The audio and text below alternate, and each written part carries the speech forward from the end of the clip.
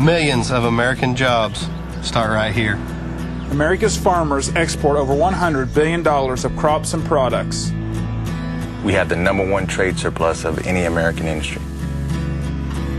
It's as true today as it has been for generations. America's farmers grow America. Brought to you on behalf of America's farmers by Monsanto. Congressman Rick Crawford from Arkansas's 1st District, thank you for joining us. You bet. First off, can you just tell us a little bit about your district and the kinds of agriculture within it? Well, it's a fairly diverse district. Half of it is intensely row crop oriented, rice, cotton, soybeans, wheat, corn, milo, those kinds of things. The other half in the hill counties, or the Ozarks, is primarily cow-calf and poultry operations. And I mean, there's some hay ground, but it's pretty rocky, so it's primarily, you're going to see a lot of chicken houses and a lot of cattle. All right, and now that the Farm Bill is passed, what are some things that you hope to accomplish on the Ag Committee? Well, obviously oversight to make sure that the Farm Bill is actually implemented in keeping with congressional intent, which is, we had a hearing today that addressed that, gauging the progress of implementation of the new Farm Bill and making sure that it is actually implemented the way we intended it to be implemented, and that seems to be going pretty good. A little quicker on some things than others, but all in all, I think they're making pretty good progress. So that's something. A few other odds and ends. Obviously I'm interested in an issue that is sort of a market-based kind of a savings account for farmers. It's kind of like an HSA for farmers. It's called the FRAME account.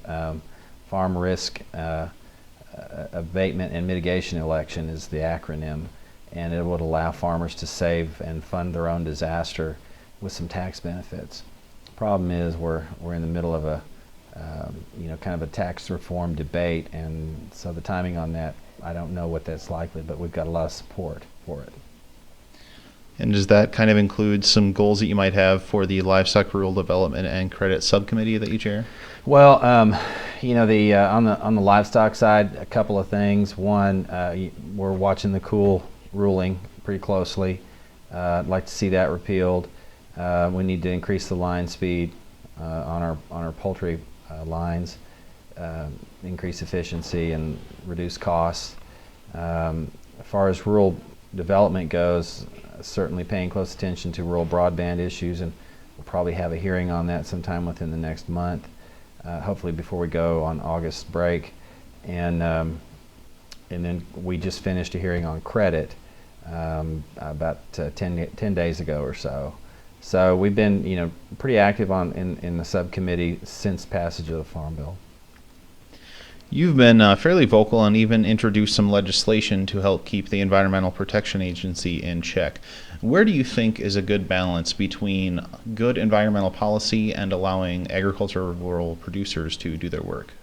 Well, I think there has to be a recognition by the EPA that farmers are the original stewards, conservationists, and I've kind of used this argument that I would call farmers active environmentalists as opposed to environmental activists, and that they recognize they derive their livelihood from the land, and they don't have any interest in seeing that jeopardized, and so for that reason they tend to take good care of the land. I understand the EPA has a job to do, but they're not applying very much common sense.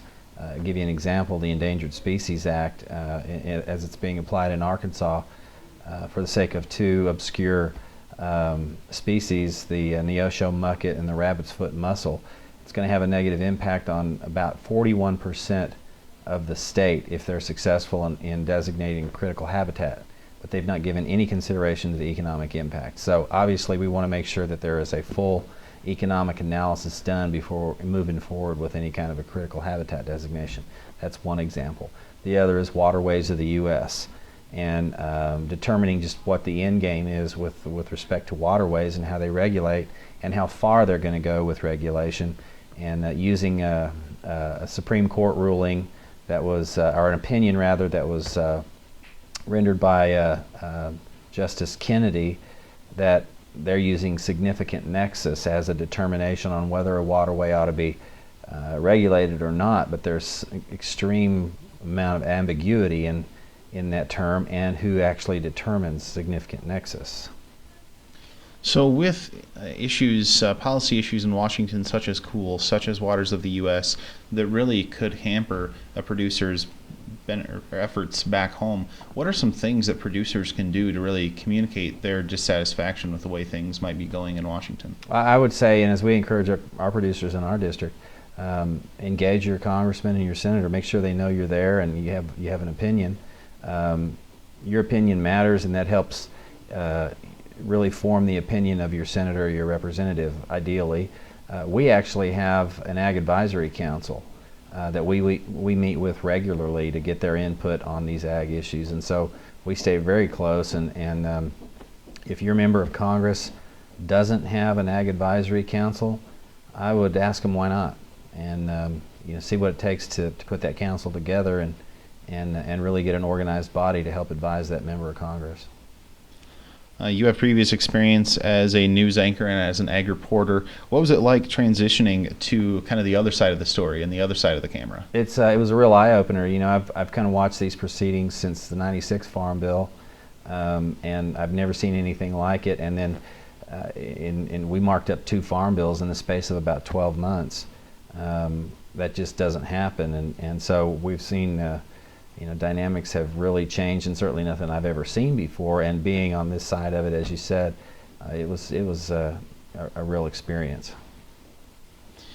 And there's lots of diversity of the agriculture within the district that you represent. How do you prioritize what you want to accomplish when you represent so much? Well, what we try to do is find consensus among producers. I mean, we have a fundamental disconnect built in that our livestock producers want to buy corn low, and our row crop producers want to sell corn high. So there's a fundamental aspect of production agriculture that doesn't always gee-haw, but what we do is try to capitalize on the areas that we can agree on and focus on those. Things like the Environmental Protection Agency, on-farm fuel storage, the critical habitat designation, things of this nature. Farmers, regardless of what production they're engaged in, can all agree that threatens their ability to thrive.